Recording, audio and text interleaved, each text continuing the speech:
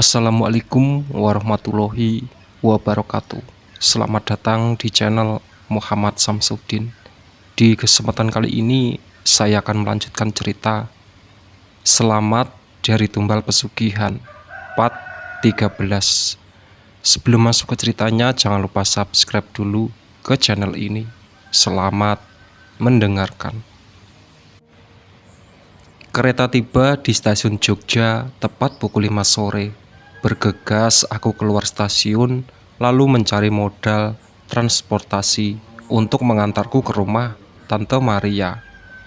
Dari alamat yang diberikan Bunda, letaknya tidak terlalu jauh dari stasiun. Sebuah taksi melintas di depanku. Dengan cepat kulambaikan tangan untuk memberhentikannya. Lalu aku bertanya tentang alamat yang dituju. Sang sopir pun menyanggupi untuk mengantarku. Di dalam taksi aku terus menatap keluar jendela, menikmati suasana Jogja menjelang petang. Perasaanku tenang sekali. Sudah 2 minggu terakhir ini tidak merasakan hal seperti ini. Taksi memasuki daerah perumahan dengan rumah minimalis. Kuperhatikan alamat yang tertulis di secarik kertas, mengecek blok dan nomor rumah. Setelah agak keliling sedikit, aku pun tiba di tempat tujuan. Saat turun dari taksi, aku sempat terdiam sejenak, memperhatikan pintu depan yang sedikit terbuka. Kemudian berjalan sambil menarik koper serta menggendong ransel, mendekati pintu depan. Ting tong. Kutekan bel yang terletak di dekat pintu. Tak lama, Tante Maria membuka pintu. Dia tampak terkejut dengan kehadiranku. Terakhir kali kami bertemu saat pemakaman Kelvin. Gila? Sapanya heran. Tante, maaf. Gila datang gak bilang-bilang. Masuk dulu ke dalam. Tante membantuku membawa koper di dalam. Aku minta duduk di ruang tengah. Sementara itu, Tante Maria pergi dapur untuk mengambil minum dan cemilan. Kamu udah makan? Tanyanya. Udah, tadi di kereta, balasku. Rio kemana, Tante? Aku menanyakan keberadaan anak sulungnya yang umurnya tidak jauh dariku. Dia sih lagi main, pulangnya pasti malam. Gila belum cerita, kenapa tiba-tiba datang ke sini? Ucap Tante Maria. Bunda yang nyuruh aku ke sini. Mbak Hani, sudah sadar? Tanya-tanya Maria terkejut dengan ucapanku. Udah, tapi ada keraguan saat aku ingin menceritakan semuanya pada Tante Maria. Namun dia perlu tahu tentang apa yang terjadi pada kakak kandungnya. Tapi aku mulai menceritakan semua, mulai dari kedatanganku ke Indonesia sampai kejadian tadi pagi. Saat ayah memasakku pulang ke Jerman, kulihat wajah Tante Maria yang awalnya sedih. Sambil sesekali menyeka air matanya, kemudian sorot matanya berubah menjadi marah. Ya ampun, kenapa Mas Teddy setega itu? Tante nggak nyangka sampai segitunya. Iya Tan, tolong banget kalau ayah tanya Gila di sini, jawab nggak ada ya. Pasti sayang, kamu nggak usah khawatir. Tante Maria mengajakku ke sebuah kamar kosong di rumahnya. Akhirnya aku bisa merebahkan tubuh setelah mengalami hari yang sulit ini. Rasa lelah membuatku mengantuk, lalu tertidur. Aku terbangun, jam dinding menunjukkan pukul 9 malam. Lalu bangkit dan berjalan keluar kamar. Udah bangun kamu? Sapa Rio yang sedang duduk menonton televisi. Aku hanya bisa tersenyum membalas sapaannya. Aku kira udah balik ke Jerman, imbuhnya. Belum, paling 5 hari lagi.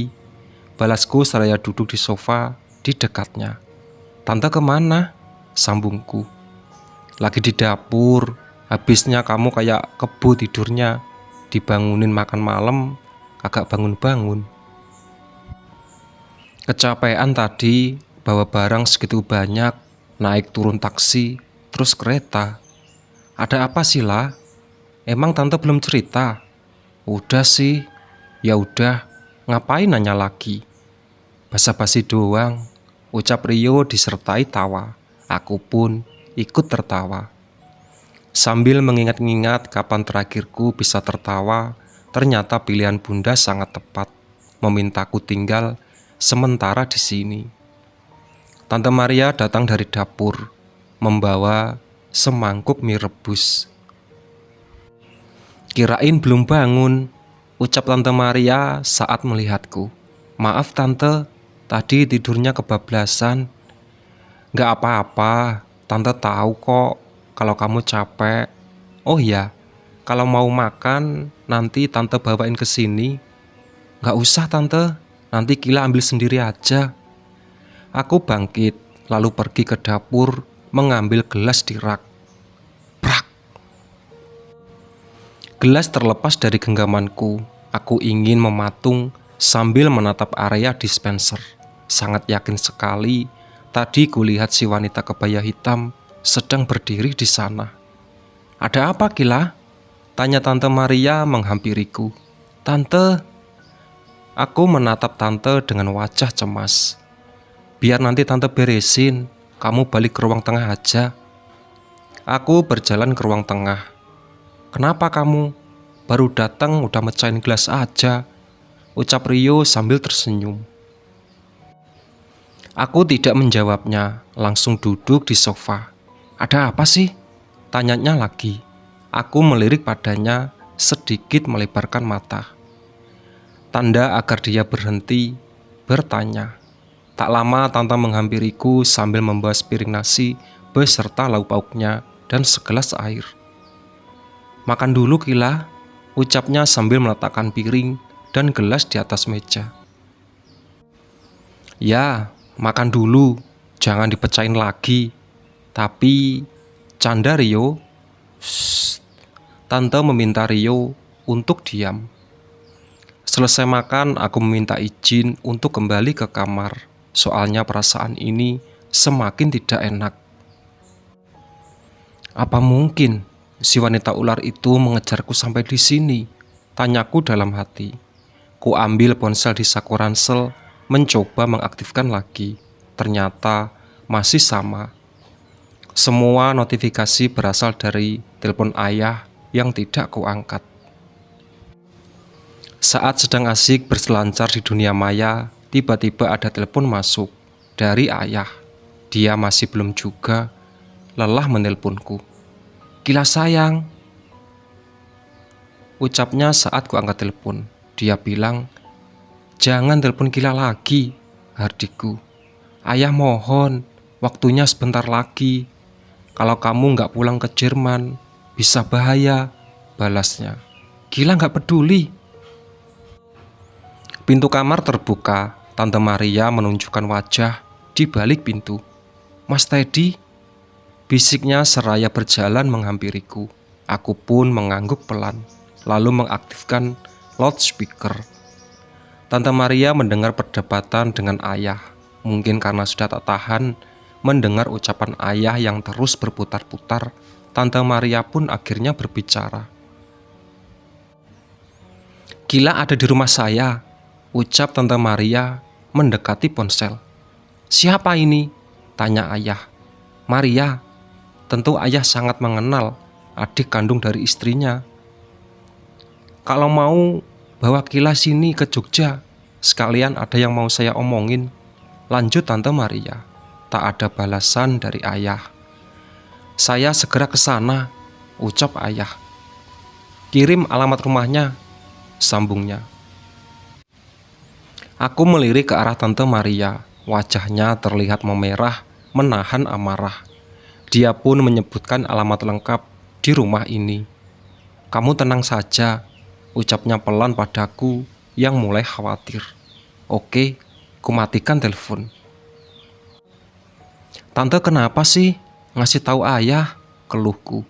Biarin aja kesini, tante pengen lihat mukanya, balas Tante Maria yang terlihat masih kesal. Kamu istirahat aja, Tante Maria keluar kamar. Sudah pukul 11 malam, aku berbaring sambil menutup mata berusaha untuk tidur. Tidak lupa menyalakan lampu kamar. Aku bangkit perlahan menuju kamar mandi. Saat kembali dari kamar mandi, kulihat ada sosok yang sudah duduk di tempat tidur membelakangiku. Sosok yang pasti ku kenal. Si wanita berkebaya hitam alias wanita ular. Spontan aku menghentikan langkah, berdiri di dekat pintu kamar mandi. "Kamu tidak bisa lari, Kayla," ucapnya seraya berdiri dan membalikan badan. Hanya dalam kedipan mata, dia sudah berdiri di hadapanku. Sementara itu, tubuhku seakan-akan dikunci olehnya. "Tante, tolong!" teriakku. "Tante!" Pupil matanya mengecil dan berubah menjadi kuning, seperti seekor ular.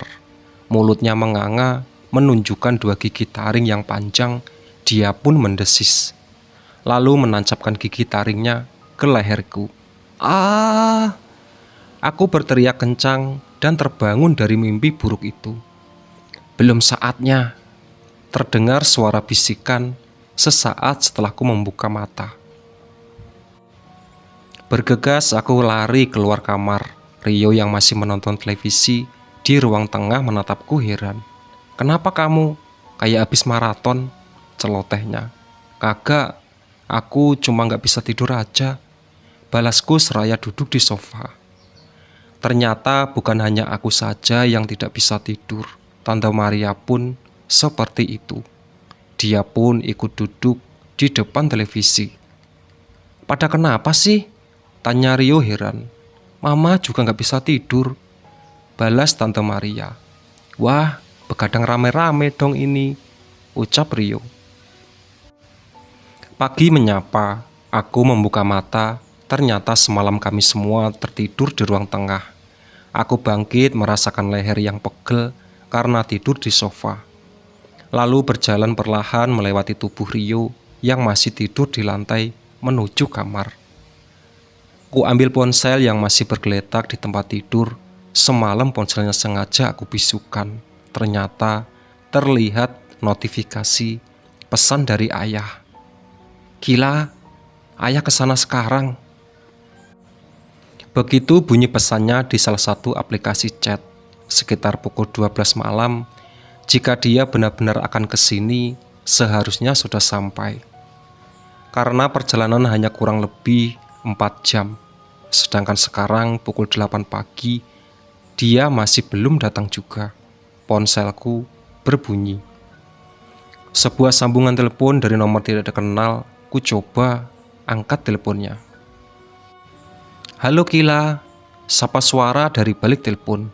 "Halo, ini nomor siapa ya?" balasku. "Ini Om Pras, adik kandung ayah." "Ya, ada apa Om? Telepon pagi-pagi?" tanyaku heran. "Apa kamu gak tahu kalau ayah kamu kecelakaan?" "Kecelakaan?" "Kecelakaan tunggal di tol arah ke Jogja." "Terus kondisinya bagaimana?" Walaupun aku sangat membenci, tapi saja sedikit kekhawatiran. "Ayahmu meninggal di tempat." Mataku mulai berembun ketika mendengar kepergian ayah. Sejahat apapun, dia tetap orang tua kandungku. "Sekarang kamu di mana, Kila?" tanya Om Pras. "Kila udah pulang ke Jerman," balasku berbohong. "Jangan bohong, Kila." "Enggak, Om. Kila emang udah di Jerman." Aku mencoba meyakinkannya. "Tadi pagi, ayah kamu sempat telepon. Dia nanya, apa kamu di rumah Om? Berarti kamu masih ada di Indonesia." Aku terdiam, tak bisa membalas ucapannya. "Sebenarnya kamu ada masalah apa sama ayahmu?" tanya Om Pras. "Nggak ada masalah apa-apa." "Tuh, bohong lagi. Om udah tahu masalahnya Kila," ucap Om Pras. Om Pras tahu kalau ayah melakukan pesugihan dan menumbalkan 2 anaknya. Namun aku tidak yakin ayah akan bercerita padanya. "Masalah apa?" selidikku. Kamu kabur dari rumah kan? Bener dugaan. Om Pras tidak tahu apa-apa. Rasanya percuma bila ku jelaskan sekarang. Dia belum tentu percaya, apalagi kakak kandungnya baru saja meninggal. Ku ambil nafas panjang. Iya, Gila kabur dari rumah, balasku. Sekarang kamu di mana? Biar Om jemput buat urus pemakaman ayahmu. Soalnya kamu ahli waris satu-satunya. Gila serahin semua sama Om aja. Gila minta maaf, gak bisa datang ke sana. Kamu ini kenapa? Om Pras terdengar marah. Intinya, Gila gak bisa ceritain sekarang Om. Mungkin nanti Om juga bakal tahu. Kalau ada kesempatan, Gila bakal cerita. Kenapa gak cerita sekarang aja? Gak bisa Om, maaf. Udah dulu ya, Gila mau istirahat. Gila? Kumatikan teleponnya, lalu menonaktifkan ponsel. Aku sudah tidak peduli dengan penilaian keluarga ayah. Sebelumnya saat pemakaman Kelvin pun, mereka tidak henti-hentinya menyindirku karena tidak hadir dalam pemakaman Stephen. Padahal ayahlah yang melarangku pulang. Aku duduk di atas tempat tidur dengan dua lutut menumpang kepala. Dada ini terasa sesak, tak lama air mata pun mengalir. Kenapa harus aku yang mengalami hal seperti ini? Kini keluargaku sudah benar-benar hancur berantakan. Tersisa aku dan bunda. Keputusan ayah melakukan pesugihan malah terakhir sia-sia. Baru sebentar merasakan hasilnya, dia sudah meninggal. Pintu kamar terbuka. Tante Maria masuk ke dalam kamar. Telepon dari siapa? Tanyanya. Seperti dia tahu, tadi aku sempat menerima telepon. Ayah, sambungnya. Aku menggelengkan kepala. Terus siapa? Om Pras. Dia ngabarin kalau ayah kecelakaan, balasku. Gimana kondisinya? Meninggal. Kamu mau pulang ke rumah? Enggak. Gila nggak mau pulang ke sana lagi gara-gara perempuan setengah ular itu. Pertanyaan Tante Maria sangat mengejutkanku. Bagaimana dia tahu tentang wanita ular? Kok bisa tahu, Tante? Tante Maria duduk di dekatku, kemudian menceritakan tentang semua yang terjadi semalam. Dari saat dia membereskan gelas yang kupecahkan, sampai alasan tidak bisa tidur. Saat sedang membersihkan pecahan gelas, sekilas dia melihat seorang wanita berkebaya hitam berdiri di dapur. Terlihat dari pantulan kaca rak piring. Awalnya dia mengira itu hanya halusinasi saja. Namun ketika tidur di kamar, dia merasakan ada hawa yang beda. Panas, pengap, dan tidak tenang. Baru beberapa saat memejamkan mata, dia sudah bermimpi buruk. Seorang wanita setengah ular marah dan mengancamnya untuk tidak ikut campur.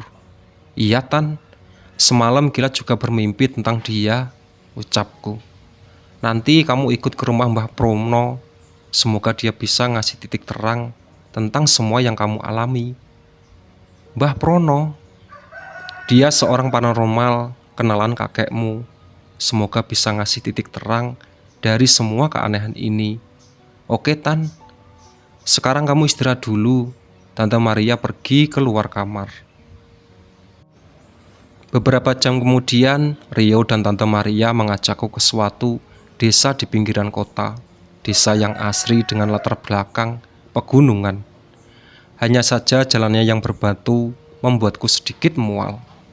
Mobil terus melaju melewati jalan di pinggir sawah, hingga akhirnya tiba di depan sebuah rumah sederhana yang halamannya luas. Ayo, ajak Tante Maria turun dari mobil.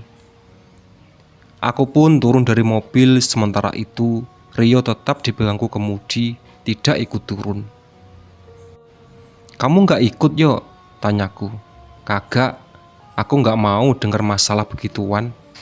Jujur, ini pertama kalinya aku datang ke seorang paranormal. Tante Maria bilang, Mbah Prono ini bukan paranormal biasa. Masuk, ujar seorang pria dari rumah saat Tante Maria akan mengetuk pintu. Sepertinya dia sudah tahu kedatangan kami. Dari tadi, Mbah sudah tunggu-tunggu, ucap seorang pria parubaya yang sedang duduk di kursi kayu. Aku sampai dibuat heran, bagaimana dia bisa mengetahui kedatangan kami. Tidak perlu bingung, Nak Gaila, silakan duduk dulu, ucapnya padaku. Bahkan dia tahu juga namaku. Aku hanya bisa tersenyum tipis, lalu duduk di kursi. Mbah, maksud kedatangan kami ke sini, ucap Tante Maria. Pesugihan, potong Mbah Prono. Kasihan anak ini terus diincar jin pesugihan, sambungnya. Siluman ular itu masih ngikutin kamu, sambungnya lagi sambil menatap wajahku. Iya, balasku singkat. Dia sangat kuat, apalagi semalam baru mendapatkan tumbalnya, seorang pria. Jangan-jangan maksud Mbah Prono itu ayahku. Aku dan Tante Maria saling beradu pandangan. Maksud Mbah, ayahnya anak ini? Tanya Tante Maria. Ya, dia berusaha mengelabui siluman ular itu, tapi ketahuan dan harus berakhir seperti itu.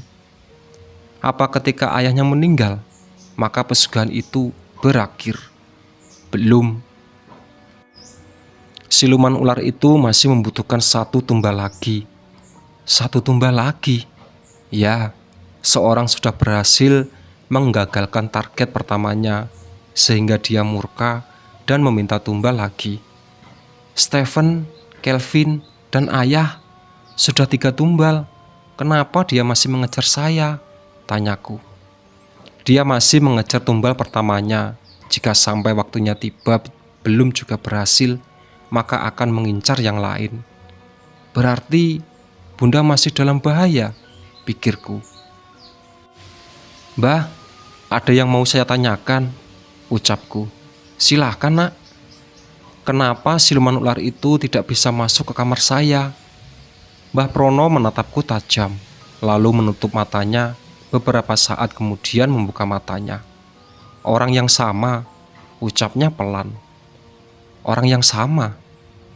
Dia yang menggagalkan tumbal pertama. Dia juga yang menyimpan sesuatu di kamarmu, agar siluman ular itu tidak bisa masuk ke dalam.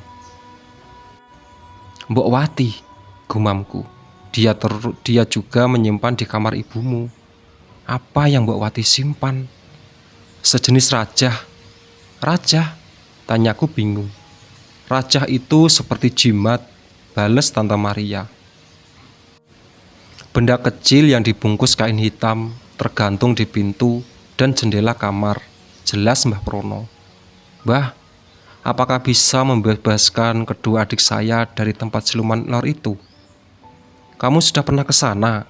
Ya, saya lihat adik sedang disiksa di sana. Sangat sulit melepaskan tumbal pesugihan. Risiko sangat besar, bahkan bisa mengancam nyawa. Percakapan kami pun berlanjut. Mbah Prono mulai memberikan penjelasan tentang keanehan di rumahku, terutama tentang suara benda terjatuh yang sering terdengar di dalam kamar Stephen. Mbah Prono bilang kalau siluman ular itu sudah lama tinggal di kamar Stephen. Setelah adikku itu meninggal dunia, mungkin itulah alasan Mbok Wati selalu mengunci kamar itu. Di tengah percakapan, Mbah Prono tiba-tiba terdiam. Kerutan di dahinya menebal, menandakan dia sedang memikirkan sesuatu. Ada satu orang lagi, ucapnya. Dia ikut campur dalam kematian tumbal kedua, sambungnya. Tumbal kedua? Berarti Kelvin, pikirku. Orang ini pula yang mengirim ilmu-ilmu hitam dengan bantuan genderuwo. Siapa, Mbah? Tanyaku. Laki-laki dan kerja di rumahmu. Ahmad, supir ayah, ucapku. Berarti dugaan Mbak Wati selama ini benar. Genderuwo ini berhasil membunuh salah satu penghuni rumahmu dan hampir mengincarmu juga. Jadi itulah alasan Mbak Wati tidak ada di tempat siluman ular itu. Dia tewas dibunuh oleh genderuwo kiriman Ahmad. Genderuwo itu pula yang menyamar sebagai Mbok Wati dan berusaha masuk ke dalam kamarku. Kamu beruntung ada penjaga rumah yang menghalangi, walaupun akhirnya dia ditangkap oleh siluman ular itu. Penjaga rumah, wanita bergaun putih dengan rambut panjang. Lastri, gumamku. Mbah Prono kembali terdiam. Ada kecemasan yang tergambar jelas di wajahnya. Ada awan hitam di atas rumah sakit. Mbah juga melihat seseorang sedang berdiri di sana dengan aura gelap. Ucap Mbah Prono. Bunda, ucapku. Sebaiknya kamu segera ke sana. Mbah khawatir akan ada melakukan hal yang buruk pada ibumu. Tante, aku menatap wajah Tante Maria yang juga khawatir. Mbah, kami pamit dulu ya, ucap Tante Maria.